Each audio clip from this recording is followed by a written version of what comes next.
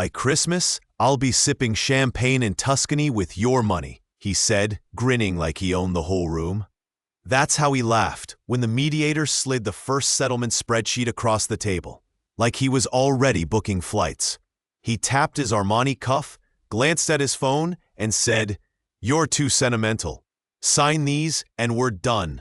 The arrogance felt physical, like a slap. But then, I had a recorder in my purse. Have you ever been in a room and felt your world tilt? I felt that tilt twice that week, but I had no idea what I was about to discover. And then, later, I still couldn't believe the next thing I found. If you've ever been gaslit by someone you trusted, drop a line in the comments. What did it feel like for you? I'm telling this from Seattle because the courtroom where it happened is public record, and because Bellevue condos and Teslas show up in a way that makes people believe the lie. My ex, let's call him Mark, ran a tech company that investors claimed was worth tens of millions. We lived in a $12 million house on a bluff, owned a Model S, and took the kind of vacations that Instagram eats up. We had the kind of marriage that looked like success. Behind closed doors, that marriage was a spreadsheet. Part 1, the deception. It'll be easy, Mark said the morning he announced he wanted a divorce. Half the house, half the company. Nonsense. I have a prenup. You'll walk away with something, and I'll keep the growth. He laughed when he said, "I'm gonna take you for everything you've got." He said it like a joke. He said it like he already had.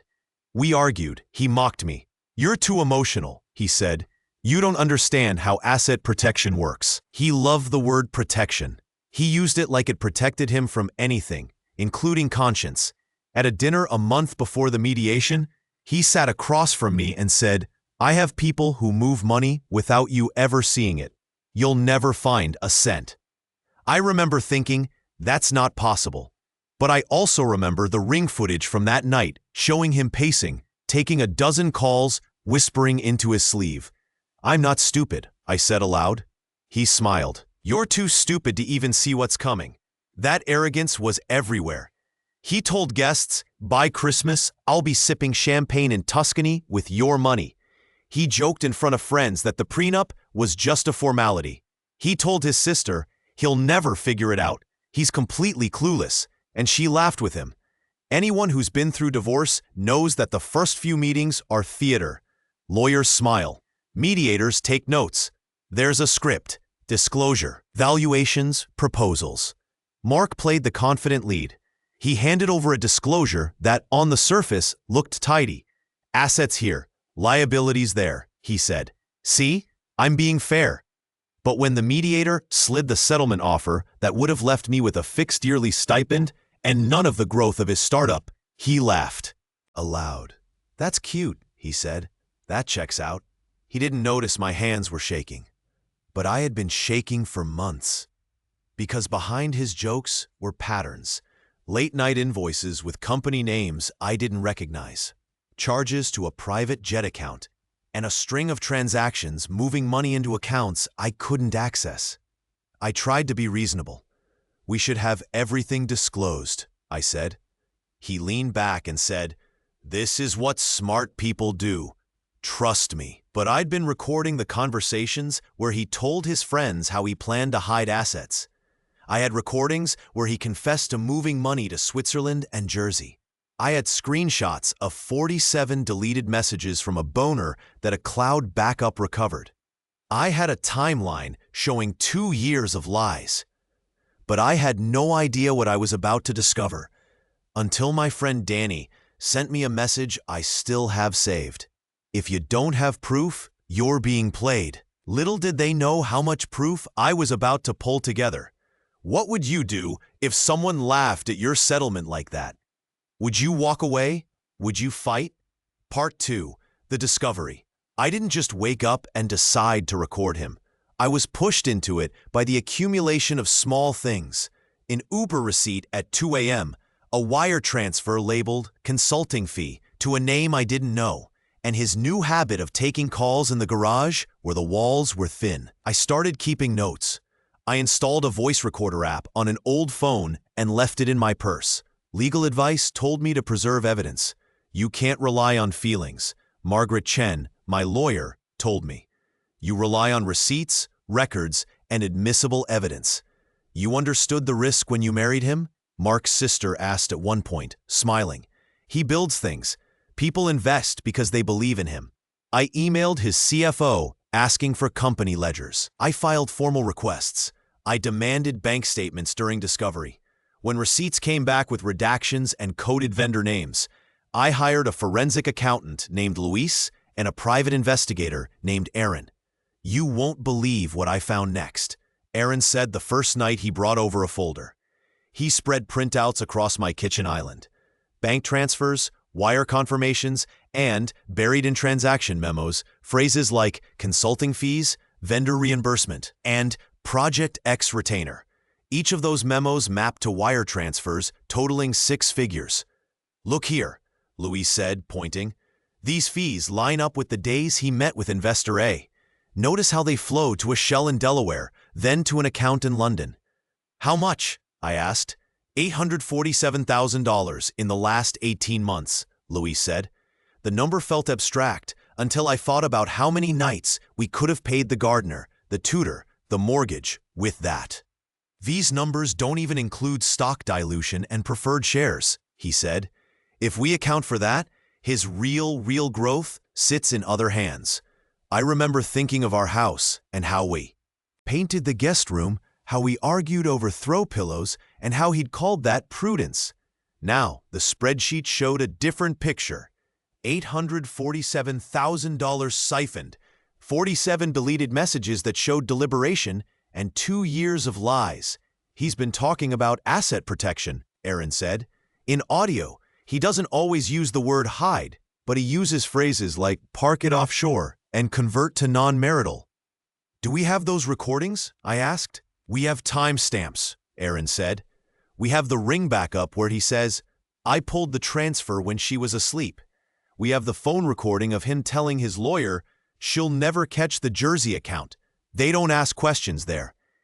You won't believe what I heard when I played the ring footage, I told Margaret. She listened.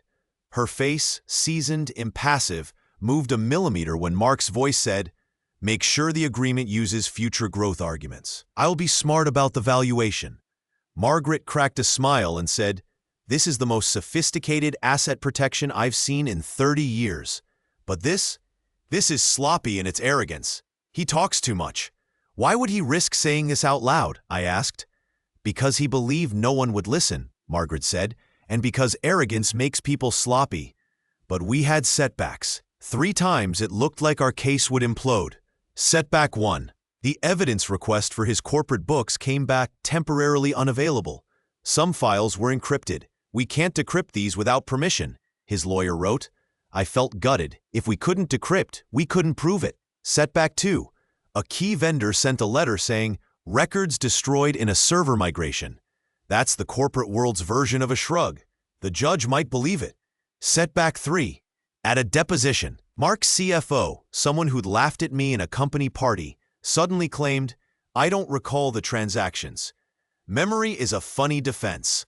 I remember thinking, is this how they'll bury it?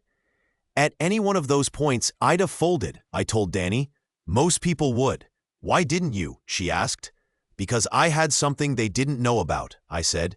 Because sometimes the best defense is a slow, boring offense. Have you ever had a moment where you wanted to quit, but something inside refused? Tell me, what kept you going? Part 3, the preparation. We built a plan like playing chess. Margaret called dibs on discovery. Luis built spreadsheets, cross-referencing transaction timestamps with Mark's calendar invites. Aaron tracked IP addresses and found a pattern of logins to financial portals from an IP tied to a luxury condo in Vancouver. We subpoenaed the condo's management records and found a lease that matched a name we hadn't seen before. She filed under a corporate shell, Margaret said. This is layered. Layered doesn't mean invincible, Luis said. It means more work. We had to be careful. We set traps where he wouldn't notice, like filing motions that sounded like concessions. While actually allowing us to access secure servers, I sat still in too many legal rooms where his lawyer smiled and said, we have an ironclad prenup. He loved that phrase. "I'm going to take you for everything you've got," Mark told me once, savoring the line. "You're too arrogant," I said quietly. He laughed. "By Christmas, I'll be sipping champagne in Tuscany with your money," he teased. Margaret whispered, "Let him keep talking. You record everything." I recorded everything. Some of what I recorded was clumsy, phone in pocket, muffled, but it was authentic.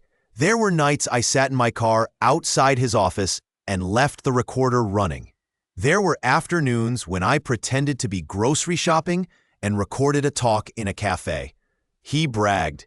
He confessed. He repeated phrases in multiple contexts. That repetition is how legal teams break a defense. We hit another snag when his lawyer moved to exclude audio on grounds of improper recording. "You have no right to drag these private conversations into court," he said with a venom that made my teeth ache. Margaret countered, "We will show the court the relevance and that these recordings were lawfully obtained under state code." She smiled without teeth. The courtroom is a math problem with actors. We had to make the numbers add up. Then he did something stupid. He bragged in a voicemail to a friend about the offshore cushion and how people think it's clever to set up shell LLCs in Delaware, but you can't do that forever. That voicemail, saved on his friend's cloud, became a breadcrumb. 3 times the plan threatened to fail. Encrypted files, destroyed vendor records, and the CFO's "I don't recall." 3 times we found workarounds. Each time, Mark grew more confident. Every victory he took was fuel for the mistakes he made next. Did you ever watch someone get so cocky they started to trip over their own feet? What did that feel like to witness? Part 4. The Confrontation. Courtroom mornings in Seattle have a particular light, cold and merciless. The courthouse smelled like coffee and old paper. Mark arrived in an Armani suit, sunglasses, and a calm that wanted to look like innocence. He flirted with the camera like a man who knows his face sells. His lawyer had prepared a binder of redactions and half-truths. "Ms. Alvarez," the judge began, using my maiden name as if that were a fact I'd never fight, "we will hear the motions." Margaret stood, calm. "Your Honor, we move to admit audio evidence and bank transaction cross-references along with subpoenaed records from third parties." "Objection," Mark's lawyer said. "Hearsay, improperly obtained, invasion of privacy." "Overruled," the judge said after a long minute. "The court finds the evidence to be relevant to the valuation and disposition of marital assets." Mark's face didn't change. He still smiled like something terrible couldn't touch him. Then Margaret laid out the timeline. On March 10th, 2023, Mr. Hannigan used an alias to open an account in Delaware. On June 4th, 2023, he transferred $250,000 from the corporate operating account to that entity. On September 21st, 2023, he discussed this transfer at length, stating, and I quote, she cued the playback. A hush fell that felt like the air being sucked out of the room. I watched Mark, his jaw, usually so clean-cut, flexed. The speaker filled the courtroom with his voice, and for the first time, he couldn't laugh it off. "Make sure the agreement uses future growth arguments. I'll be smart about the valuation." His voice, recorded in a cafe 3 nights before, sounded smaller on the jury room speakers. He had said it 100 ways, in 100 contexts. The audio played like a mosaic of his own words. "Do you deny saying that?" Margaret asked after the playback. "No," Mark said. "Too quick, too raw." He tried to spin it. "Context," he insisted. "It was joking. It was hypothetical." "Let's listen to a second clip," Margaret said. June 4th voicemail to Investor Beta. "We pulled a retainer and parked it offshore. No exposure, no trace." The courtroom media, because this was rich, because it had headline features, leaned in. Mark's cell phone buzzed. He checked it as if that could interrupt a playback of his own voice admitting intention. Then came the turning point. Luis took the stand. He explained with a forensic calm how shell companies had been used and how they traced $847,000 in siphoned funds. He laid out spreadsheets, line by line. The numbers were a slow, painful arithmetic: transfers, dates, destinations. The judge flipped through the pages and, in a soundless moment, the ledger halted him. "According to this disclosure, your net worth is?" the judge asked. "Inflated on paper," Mark's lawyer began, but the audio cut him off. "Mr. Hannigan," the judge said slowly, "these transfers, do you deny authorizing them?" "Yes," Mark said, though his voice wavered. "I authorize some transfers for consulting, not for hiding assets." Margaret then pulled the real ace. "Your Honor, we have 47 deleted messages recovered from a backup where Mr. Hannigan discusses converting marital funds to non-marital, transferring shares, and discouraging board members from valuing the company high in the presence of his spouse." The bailiff projected the messages. One read, "She's so gullible. Just let her sign. By Xmas, champagne in Tuscany, right?" Another, "Parking XX in Jersey. No trace. Tell CFO to move it before next valuation."